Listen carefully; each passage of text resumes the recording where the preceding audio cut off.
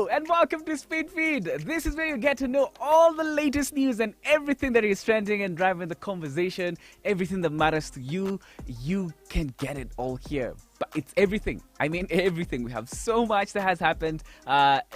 You can catch up with all of it right here. Thanks for joining us because we are live on Facebook and YouTube. Please comment below and tell me where you're watching the show from. Yes, please comment below. Tell me where you're watching the show from and where you're getting us from. Right? We start the feed today with the story of a woman, the woman who married the Holy Spirit. Remember that story from last week where a woman in West Pokot did an actual wedding claiming to marry the Holy Spirit? The Anglican Church in Kenya has disowned a church member who officiated the wedding, according to a story by Nation. And the cleric who was quoted in this story said that the whole thing was an embarrassment, and the person who presided over the wedding was not a pastor. He was not even a pastor. He was just a member of the church, and they are considering taking action against that member. So that's the latest from that. Now, this next one is by the Steins, getting a lot of people talking. It has sparked a conversation on social media about a group called Inua Wazee Self-Help Group in Embu. So members of this group, who are all men, raise alarm about how they are being mistreated by their wives. And the men say that women have taken over in that part of the country and they cannot leave their homes anymore. They want help from the government because when they report cases of being assaulted by their wives to the police, they are ridiculed and nothing is done about it. And they make a case that when they fight back in self-defense, the action taken against them is aggressive, but that does not apply when the other side raises a complaint. Yeah, let's talk about this in the comments below. You know, are men suffering in silence in the hands of abusive women, or is this just in Embu and it has nothing to do with the rest of the country? Yeah, let me know your thoughts below. Okay, yeah. Just a second, let's talk about fuel prices. So they are set to go high in the coming weeks because of the rise in cost of a barrel of crude oil in the international market. So remember, we get our oil from the Middle East and the prices are going high. So I want you to look for something. It's a very interesting thing called Marban crude oil. Yeah? Just Google it after this.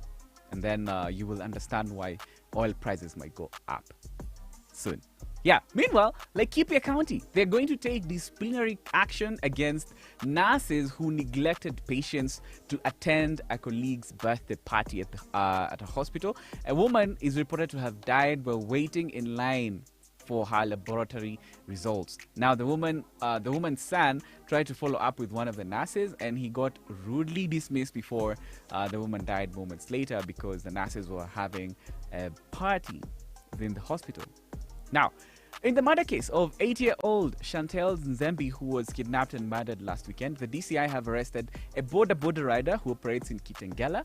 He operates at the Kitengela bus stop in connection with the murder. The rider is believed to have been working with a woman who aided the abduction of the 8-year-old, and the rider was also found in possession of a mobile phone which police say was used to contact Chantel's parents and ask them for a ransom of 300,000 shillings. Let's talk about LSK chair, Nelson Havi. So he put out a tweet yesterday saying the Chief Justice, Martha Koome, should have responded to comments made by the president on Madaraka Day, appearing to threaten the judiciary. Now, he says the pronouncements were meant to influence the outcome of the BBI case. And now that this statement has sparked a conversation on Twitter especially, what are your thoughts? Do you think CJ Martha Koome should have responded to these remarks? You know, let me know in the comment section. I'll be reading your comments on this story and also about the story of men being abused by their wives in Embu. Do you think this is just an Embu story, or is it happening across the country? Can I check out your comments before we go on? Yes. Danny Sagala saying hi. Timothy, El Legend, watching from Mombasa. Someone watching from Meru, watching from Juba. Kiharo Wagacheche says, and how do women gather courage to start fighting with a real man? Yeah, that's a question. Where do they gather courage? Yeah, it's a complaint by a group of men from Embu who say that they are being beaten by their wives and they can do none better because when they go to the police, they are ridiculed. Now, let's go on with some more stories. Yeah, keep your comments coming. We're just going through everything that you need to know today. Yeah, there is a case that was highlighted by the DCI, where two matatu conductors badly assaulted and tortured by police officers. This happened in Rongai, and one of them died a few days later in hospital, and the other conductor survived. So the police officers who allegedly committed the crime, they were arrested, and one of them was arraigned in court yesterday to answer to murder charges. He pled not guilty, and his case will be heard again on June 7th to know whether he will be granted bail. But in that case, those two matatu conductors, they were tortured in the middle of the night after they were found by the police roaming past curfew hours, and one of them died because of the injury. So that's the latest from that case. Now, in other news, a female third-year student from Masinde Muliro University was raped and murdered in an incident that sparked riots from students in the area. Her name is Macrine, and her body was found at a place called Kenfiko in Kakamega, where the students in the university say insecurity has been on the rise. Such a sad case. Now, to other stories, KEMSA CEO Edward Njoroge has raised concerns of a growing debt that is owed by counties. Kuna madeni, kila mtu akona madeni nchi, right? The very KEMSA says that counties, they owe them 2.4 billion shillings, which is making it hard for KEMSA to pay their suppliers. Yeah, but they've said in the interim, this is not going to affect their supply currently to hospitals. Yeah. In other news, police in Trans Nzoia on Tuesday night, they recovered 8 guns and 197 rounds of ammunition that had been stashed in the home of a police officer who is attached to the judiciary. Yeah, they were acting on a tip from civilians when they discovered the weapons, which raised questions as to what were they going to be used for, these weapons. Nobody knows. Now, meanwhile, after the BBI case management session yesterday at the Court of Appeal, so the stage is set, and a 7-judge bench is going to hear the case from June 29th to July 2nd, which means the only time we can expect a ruling on the BBI case is in July. And I'm telling you, it's going to be a legal showdown. And speaking of a legal showdown, so alongside with the BBI case at the Court of Appeal, which is both by the IEBC and the pro-BBI team, so as the judges will be deliberating on that case, the President Uhuru Kenyatta, he has also filed an appeal. Now let's move on, Joy. Let's move on. The President, he's filed an appeal. He's being represented by a private lawyer, Waweru Gatonye, who will be defending the president in the part of the judgment where the High Court found him guilty of violating Chapter 6 of the Constitution on integrity and leadership. Now, Uhuru's lawyer will also be appealing the finding that the High Court made that the President of the Republic of Kenya can be sued by a civil court. So even the President is going to the Court of Appeal. Yeah, it's a whole legal showdown at the Court of Appeal, I tell you. Now, to other things regarding, national matters. Now, a report by the Parliament's Budget Office has indicated that the government is struggling to raise revenues, which has created deficits in the country's budget, and which leads us to just depend on borrowing, to bridge the budget deficit. Now, the Budget Office adds that the measures that the National Treasury has proposed to raise government revenue, they're not effective, and they need to be more creative, because we can't keep borrowing money to fund our budget, and most of that expenditure is recurring. So the PBO says you all need to be more creative at the Treasury. Meanwhile, Acting Health Director General Patrick Amoth, he was elected as chair of the WHO Executive Board. Yeah. In case you're wondering what the Executive Board is, it is comprised of 34 persons who are technically qualified in the field of health. Doctors. Yeah, then the main functions of this board is to implement decisions and policies made by the Health Assembly of the WHO. Yeah, so Mr. Patrick Amoth is winning big at the world stage, right? Now, in some diplomatic news, the AU, the African Union, they have suspended Mali from the Union and said they will impose sanctions on the West African country because in Mali, they have experienced a second military coup in 9 months. Things are not pretty there. Can I ask you guys, where is Mali? Where is Mali in the map of Africa? Comment below. I'm reading your comments. Yeah. Join Felix says doctors, clinical officers, and nurses act like gods. It's high time they change for the better and practice the oath they take. Here in America, they are very humble. Oh, Felix is watching us from the US, by the way. Yeah, right? Biden is saying, aya, watu wanaume wanapigwa huko Embu, by the way, and they're complaining and nobody is hearing them, right? Are men suffering under the hands of abusive women? Comment below. Or is it just a story from Embu? You know, is it something that the people should be concerned about? Yeah, let me know in the comment section. The Kitengela Toxic too. Saying, watching from Kite. Kelvin is saying hiyo shida si ya Embu pekee, uliza wanaume wa Nyeri. Yeah, previously it was in Nyeri, imetamba imeenda, you know, imefika Embu. Yeah. Thank you for your comments. Yeah, keep them coming. Give me your reactions to some of these stories as we continue talking, because Kenya, we will start paying back our loans from China in July, because we were given a 6-month debt holiday by China, but all those loans that were used to build the SGR and other infrastructure projects, yeah, we need to start paying them back. And the first installment from July will be 96 billion shillings. Yes, 96 billion shillings. Yeah, Fuliza. Fuliza in a meza, 96 billion shillings. Yeah, and this will include the first installment to pay back the loan that was used to build the Nairobi Naivasha SGR. Wakati wa kulipa madeni umefika, my friends. Yeah. But at least they're honoring. At least we haven't defaulted on the debts, right? Atujuruka madeni. Now, meanwhile, former agriculture CS Mwangi Kijuri, yeah, he's the party leader of a party called TSP. What is the party called TSP? What's TSP in full? It's called the Service Party? Yes. That's one. Yes. He says that there is a systemic plan to extend Jubilee government's term after August 2022 using BBI politics and derailing the IEBC. So what basically Mwangi Kijuri is saying that this should not be allowed to happen. Yeah? So I'm going to take this moment to ask you, do you think there are plans to extend Jubilee's rule after, you know, the elections because of the BBI, and we are going to hold potentially, if the BBI case is heard and determined, and if it goes the BBI way, we're going to have a referendum and a general election in 1 year. Do you guys think this is something that we can actually do? Do you think the country is ready for that kind of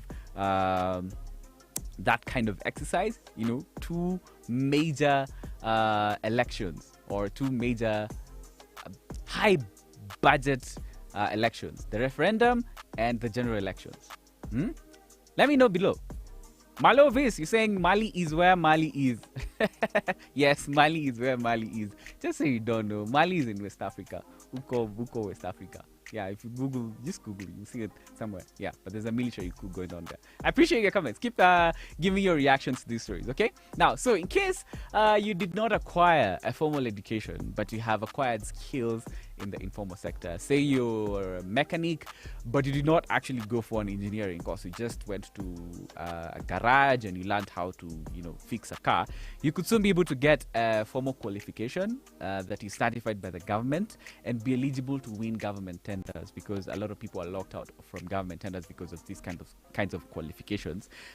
This is because the president directed a unit, which I'm sure you didn't know existed. It's called the Kenyan National Qualifications Authority. Yes, the president directed them to come up with a policy framework that will issue, you know, formal recognition of informal sector skills. So skills at Juakali, you will be able to be awarded a certificate for skills that you have acquired without formal training. Say ulisomea tu welding kuona, or you learned how to be a mechanic, or you learned how to do, you know, any skill that you learned but outside school, that could be certified if they come up with that framework.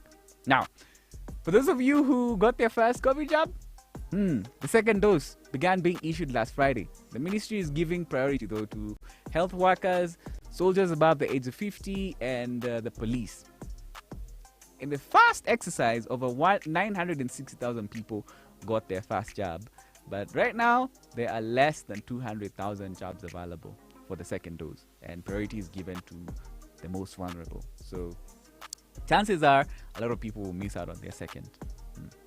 But now, in other news, two children have filed a suit against their billionaire grandfather. I'm telling you, this is just rich people beefing with each other. So, the two children, they filed a case against their grandfather. His name is Samuel Mburu. Samuel Mburu is the owner of Jade Collections. Yes. A report by Business Daily detailed how a man named Kevin Wakiamba and Ivan Wakiamba, they want their grandfather to include them in the distribution of his wealth. And he's still alive, yeah? In their court papers, the two argue that they still have school fees to clear and they want to receive a share of their grandfather's expansive wealth. Yeah, this rich people problem. Meanwhile, TSC has warned Kenyans against falling for a fake advertisement, that is circulating on social media. You might have seen it, claiming to be hiring 6,000 teachers. Yes, it's this one here. It's a fake one. They denounced this announcement as fake. The only official place they announce these kinds of extensive recruitment exercises is on MyGov. You know MyGov? That pull out by the government, that newspaper pull out by the government. Yeah, so beware. TSC is not hiring. Yeah, don't be conned. Don't be conned. Okay? Don't be conned. Let me check out some of your comments as we go on with the stories. Sean Hendricks is here. He's saying, stop gender-based violence against men immediately. Also saying the men are greatest humans on earth. Yeah, thank you for your comments. Yeah, keep commenting. Give me your reactions to some of these stories below as we continue to look at what is making conversation around the country and some of the news that you need to know. So this morning, in case you heard of a commotion in Kikuyu, police gunned down two suspected robbers at Thogoto in Kikuyu. Yeah, they also recovered a pistol, a pocket sword, and a stolen mobile phone. And the police said that the two who were gunned down, they were part of a gang that has been terrorizing residents in the general southern bypass area. So, yeah, Kidungi Chini. Now, meanwhile, the Star is reporting that the pioneer class of the CBC curriculum, who are getting to grade 5, these are the kids who are the first people to get into the CBC curriculum. Yeah, must be nice for them. Yeah, their textbooks have been printed. Yeah, for grade 5, and they'll start being distributed next Monday. You can see them here.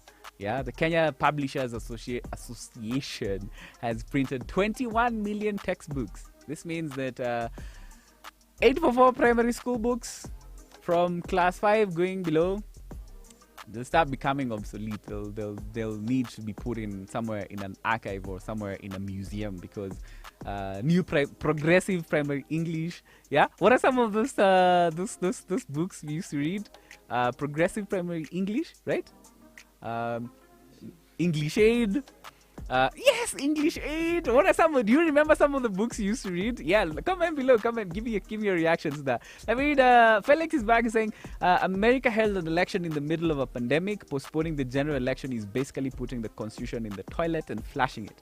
It's impunity, and Kenyans should not let it happen. It's high time we adore the constitution and not politicians. I agree with him regarding that story of TSP party leader Mwangi Kinjuri, who says that there's a plan to extend or to postpone the general elections. Yeah, let's talk about other stories. The DCI, they have warned parents to take care of their daughters who are in school or have just left school. Because cases of young girls being lured into traps by criminals have increased. They describe this case here of a young girl who was catfished by a man residing in Mombasa. And check out the tweet. It's a whole thread, as of course how they do it all the time. They talk about the whole description of how the story went, of how a young girl was lured by a man in Mombasa through Facebook. They stalk young girls on Facebook. They take their details, they take their numbers, and they call them, and they promise to either get them a job or to marry them, and then they lure them into traps and they are abducted. All sorts of evils can happen. So the DCI has warned you against that. So be very careful, parents, of what your kids are doing online. Yeah, be careful. Watch out for them. Now, there's a very interesting story that I want you to read. Yeah, it's on Kenyan.co.ke. So, two Italian companies involved in the Aror and Kimorel Dam scandal, they have sued Kenya at the International Court of Arbitration. They're defending themselves against any criminal implication in the scandal, and in court documents, they argue that the infighting between President Kenyatta and his deputy William Ruto was the reason their tender was illegally cancelled, and it's not because of any wrongdoing on their part. They also add that KVDA admitted that the project was tampered with politically. You can get more details on this on our website. Felix, show them that story again. You can screenshot it and go to the website. You can just search for it. Uhuru costs us 63 billion. Tycoons move to international court. It's a very interesting story with some very interesting details there about the Aror and Kimorel Dam scandal. Now, also in the murder case of Kiru Boys principal Solomon Mbuthi, Jane Muthoni, his wife, and a co-accused Isaac Ganga, they were sentenced to 30 years in prison after being found guilty of committing the murder. The High Court ruled that the prosecution had proven beyond any reasonable doubt that the two orchestrated the murder of Mr. Mbuthi. And the prosecution had wanted the two to get the death sentence, but the family of Jane Muthoni prayed for a lighter sentence, and she ended up getting 30 years alongside with her co-accused. And this is a drastic one, by the way. So the Central Lands Registry at the Ministry of Lands headquarters at Athi House, it has been shut down permanently. Lands CS Farida Karoni said that all the files in the registry will be moved to their county branches. There will be no central registry because they have already moved to Arthisasa, which is a digital lands record. And she added that the move was made in order to curb rampant corruption that has infiltrated that office for many, many years. So, yeah, that's just that. So much in the news. I tell you, yeah? Let's talk about some who's making the social scene talk. Yes. Shall we talk about them? Talk about Eric Omondi. Yes. So on his IG, you guys know what's going on with his wife material thing. He put out a long statement on Instagram saying that it's here. In case you can't see that. But the woman, he says that the woman who will emerge the winner of Wife Material 3 will become his wife.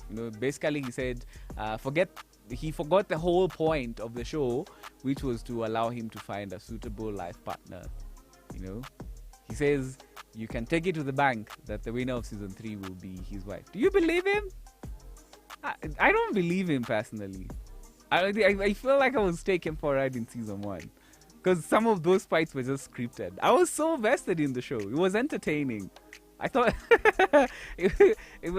yeah, so for those of you who thought it was scripted, he says yeah, of course it was scripted, but now he says so which is which? Is it a real show? Is it something that he's doing to get a wife, or is it just for entertainment? Because he put out a statement earlier, saying that it was just purely for entertainment purposes, but now he says he's gonna use it to get his wife. I don't know what's happening with him, but he's winning. That's the point, right? He's winning. Everybody's talking about him. He's the most followed comedian in Kenya, and more power to him. If that's the way he finds the love of his life, I wish him all the best. Yeah? Someone else that's making the web talk as we're almost winding up the show. Yes, it's XT Andela. He's also getting the web talking because he declared that he's running for Westlands MP. And in this post here, which is something else that he has taken on, is LGBTQ activism. He posted on his Instagram that it's a high time, as Kenyans, we accept the fact that the LGBTQ people are part of our community, and we need to legislate laws that protect them instead of criminalizing and insulting them. So I hope that that's a cause that it's gonna follow up, because I hope it's not just hype, that he's actually gonna do something or run as MP. I hope he knows what he's getting into. Yeah, because also Jalango is running for MP, right? In Langata. Yeah. But let me tell you, once you become famous in Kenya, and then you think that it will be easy for you to get a political seat, those two things are very different. You can be very famous, but when it comes to elections, it's a whole different ball game, and you can't just ride on fame to vie for office. Yeah, but that's a conversation that's going on. Yeah, give me your comments, your reactions to these stories below. Someone else who's getting the web talking is Aziad. She's now on radio. If I'm telling you, if there's one person that the last 1 year has been, shining for them, it's Aziad. You can see here, this was her first day on Sound City Radio yesterday, and she is 20 years old. By the way, yes, you should know at 20 years old, this is what Aziad is doing. Yeah? I'm telling you, the stars have just aligned for her at this part of her life. I'm so happy to see her succeeding. Right, Felix? It's good to see her doing great things. Yeah. Although our other pandemic breakout star alitukata, alisema sisi tunamdis, akaenda huko hivyo Jozi. Ameenda huko hivyo Jozi kututoanisha, ametutoanisha huko hivyo Dubai, just trash talking us. Lakini ni sawa tu. But at least we have Aziad, right? Our breakout star from the pandemic period, right? Yeah. So, hey, I'm telling you, nimechoka. Hey, those are so many stories. Yeah, after a speed feed, you don't need to watch the news, because that's pretty much everything that is happening today, right? Those are, where the conversation is at. Yeah, in case you missed any of those stories, you can just rewind and check them out, Yeah, thank you so much for your comments on Facebook. In case you're watching us on YouTube, there's some people who just watch silently. They just want to know what's happening without much drama. Yeah, you can leave us a comment. Yeah, and also subscribe. If you don't leave us a comment, please subscribe, or you can do both. Thank you so much for watching. We will see you again tomorrow on Friday, same time and place, with the latest roundup of news and stories that are trending on Speed Feed. Goodbye.